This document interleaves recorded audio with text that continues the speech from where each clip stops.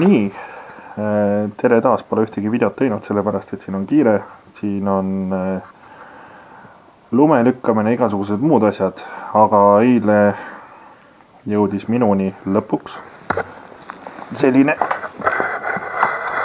pisikene väike kettsaag ehk siis Stihl MS 180.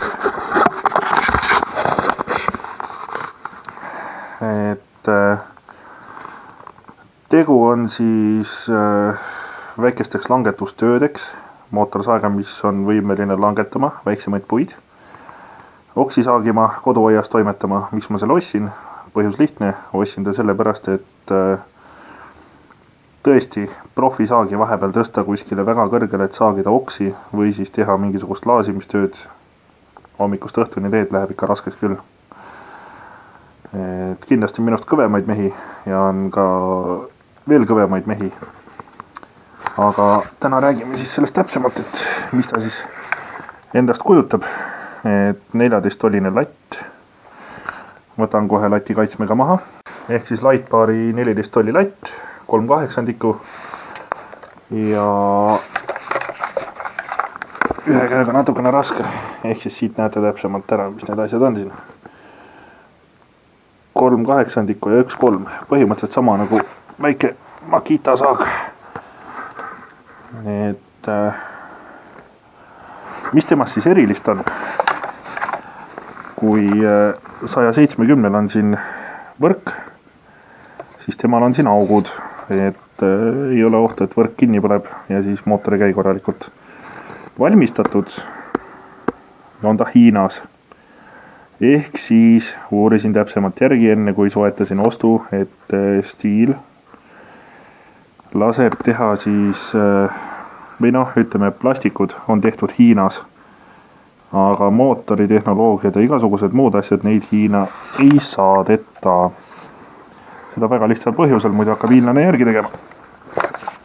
Siin on siis õli, ketiõli, indikaator ja paak on täis, käisin täna saagimas. Siin on bensunäidik. Täpselt samamoodi. Siin on käivitus, nagu ikka Stihl ujutusnuppa pole. Aga kellel seda ujutusnuppu ikka vaja on, et pärast näitan, mismoodi käima käib. Ja margiks on siis Stihl MS, lükkan selle ketilukuse ette, 180C ehk siis Comfort.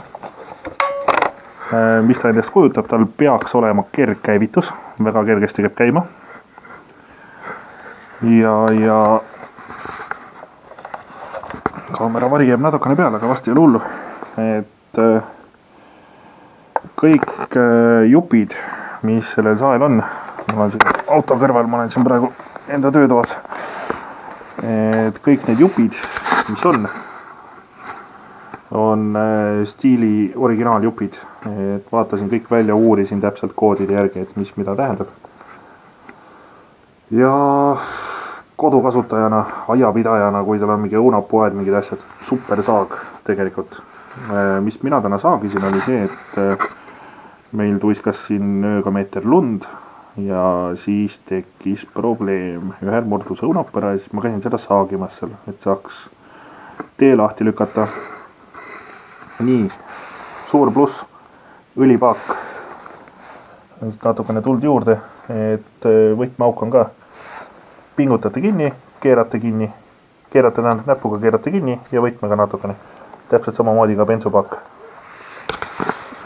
Vanal Husqvarnal oli see probleem oli, et kui lahti keerasid seda õlikorki, siis sa ei saanud seda näpuga lahti, sul pidid olema näpitsad, kullinokad või siis juhul, kui sul saevõtit kaasas ei olnud, et saag ära tankida. Aga mootori võimsus 1,4 kilovatti, 1,9 hobust, 1,9 on midagi natukene sinna peale. Et kes ei usu, et originaal on, siis originaal Stihlil peab olema Bossi küünal, valge õhufilter ja näitasin siin ennem seda kohta siit, et siin on üks kood, mis vastab täpselt stiilitootjale, ehk siis noh, ei oskagi midagi öelda selles suhtes, et kui ta on isegi Hiinas kokku pandud, siis see kvaliteet on nagu täitsa okei. Sest ühe õunaku ta pidas vastu. Miks ma ostsin endale uue? Väga lihtne põhjus. Seesama hekt, millega see punane, millega ma saagasin siin haaba ja lõikasin oksi ja ühe käe saag. See on omadega õhtal. 10 paaki ja vändalaagrid on läbi, õlipump on segamini. Et see oli nagu puhas hiinakas, aga see on Saksa litsentsi järgi tehtud. Võimalik on panna Saksa variandile 16 tollilatt, USA variandile 18 tollilatt.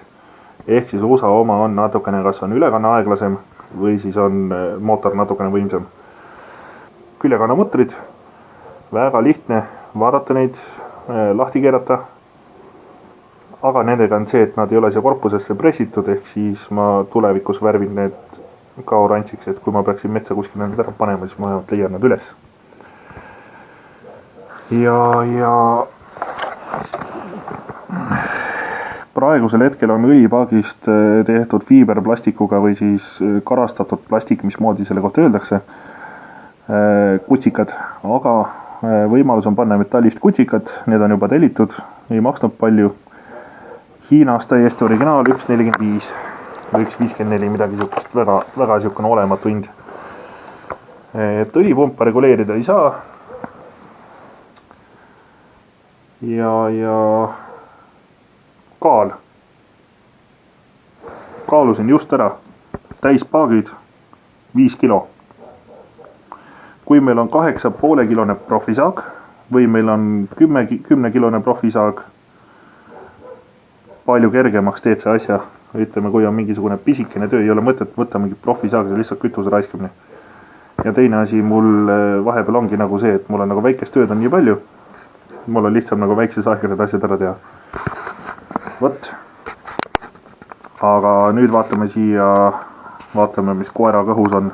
Et näitan teile ka siin neid, mis siin korpus all peidus on. Nii, et kes ei usu, et ta 5 kilogrammi on, siis üks hetk otsin oma taskust kohe kalakaalu. Nii. Vaat. Paneme selle asja sisse. Paneme ta siia järgi. 5 kilo ja 70 grammi. Need on siis täispaagiga. Et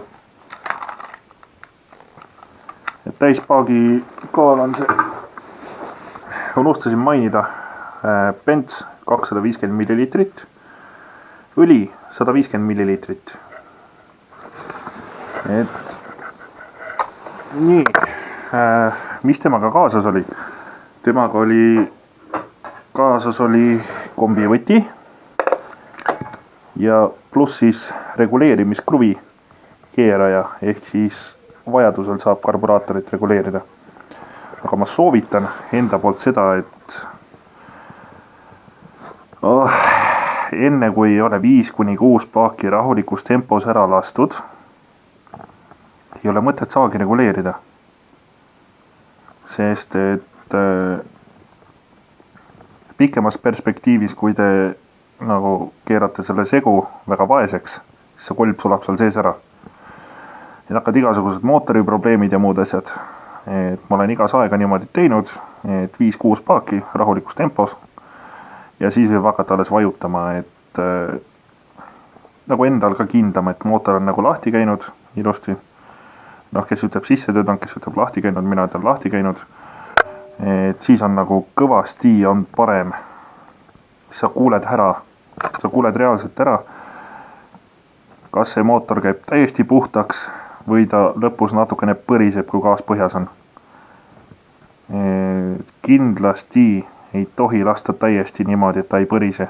Kahetaktiline peab põrisema, see on nende eelis, see peab põrisema. Kui see ei põrise, te sulatate kolvi, kulutate lihtsalt niisama silindrit tänu sellele, et ja lõpuks vahetate rõngad ka ära. Aga mille pärast? Sellepärast, et segu liiga vaene. Nii, aga seguks. Sellel on siin sihukene mutter või noh, kuidas ma ütlen siis, plastik junn, mida siis keerata. Et USA omal on siin sihukene asi, mis saad näpuga keerata, aga see miinus on see, et USA oma tuleb lahti. See korpus hakkab peal logisema ja ta tuleb täiesti lahti. Et nii, kombivõti, mis sinna kuulub, küljekanavõti ja küünlavõti. Ja keerame lihtsalt lahti. Õhuklapp peab olema täiesti all asendis. Nii. Ja mis me siin näeme?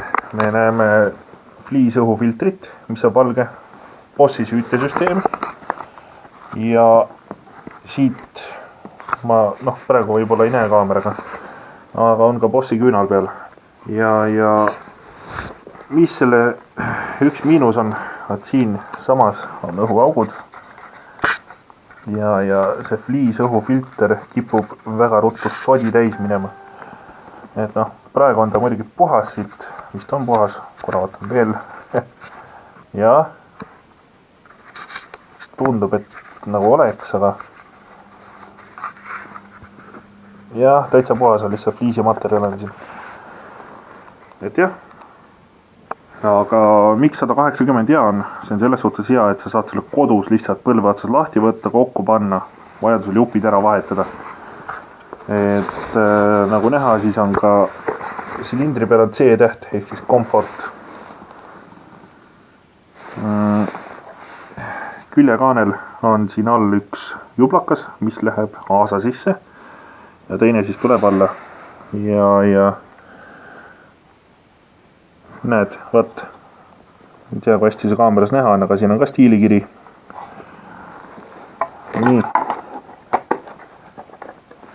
Ja keerame kinni tagasi. Et nii lihtne see ongi.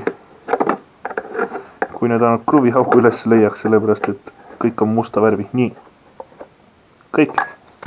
Sjo. Aga kui me siin saest räägime, siis paneme käima ka. Võrreldes nüüd profisaagidega, siis näiteks Stihl 261 CMB, mis mul on see teine saag, selle käivitamine on ikka ülilihtne. Kohe näitan ära ka latikaitse maha. Et siin on see superhüppe rõhuklapp. Vajutate gaasi alla, täiesti põhja ja näpuga lükkate. Nii, 3. kord peaks minema käima.